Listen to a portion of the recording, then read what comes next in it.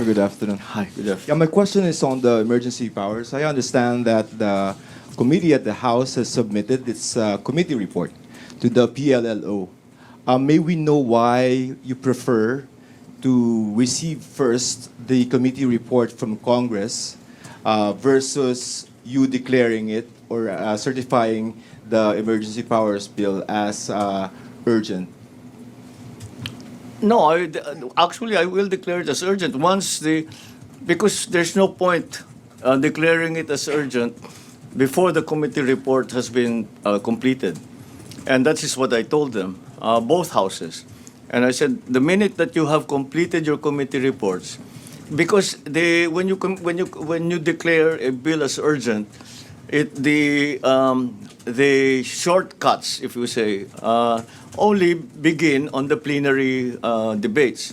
So yung requirement of 3 working days between the reporting out from committee to the debate on the floor of is shortened.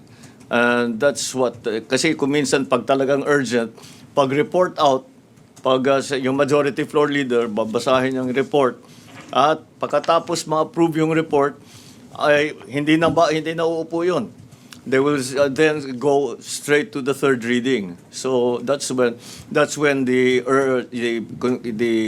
declaration of the bill as urgent really goes into effect. Do you have like a preference or provisions that you want to see in the providing you with the emergency powers? It's very, very simple. What we asked of the legislature is really very simple, is that when the price of oil, at least this is the original version, when the price of oil has breached $80 per barrel on average for a month, then the emergency powers can be exercised. Does that mean that you will necessarily do it? But it can be exercised by the president. Yun lang ang hiningi. Just last one. Sir, paano niyo po kakausapin yung mga ordinary Filipinos na medyo nangangamba? Because if the Middle East crisis worsens, so patong-patong na yan, sir. Bilihin, gasolina. Paano po yung magiging approach and what do you want to tell them now? Well, first of all, we are still, as I explained the first time I met with you, in terms of supply, we are in good shape.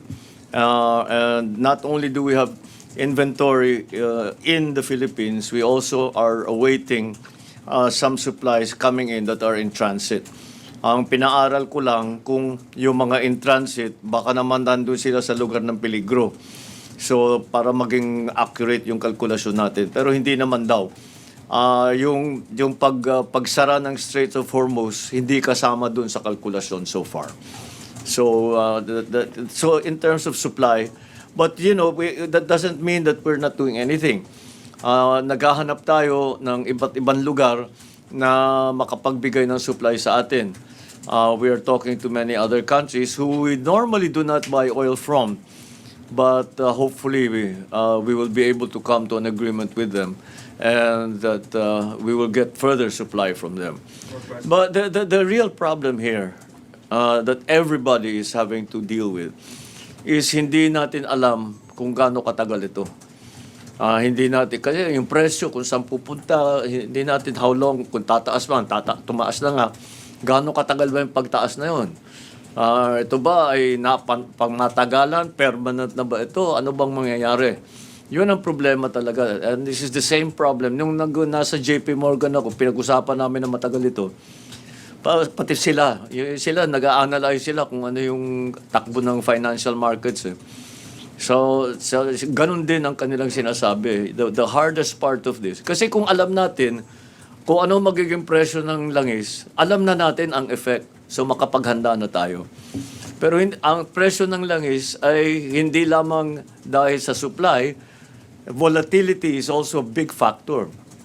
Pag hindi tayo nakakasiguro kung gaano katagal pa ito, even the supply will be affected. Kasi yung mga supplier ng langis, syempre sasabihin nila, yung nasa amin, hawakan muna namin.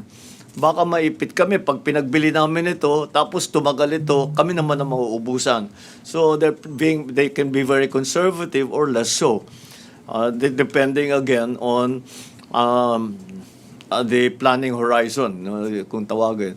If it's going to last this long, 1 month, 2 months, or 1 week, whatever it is.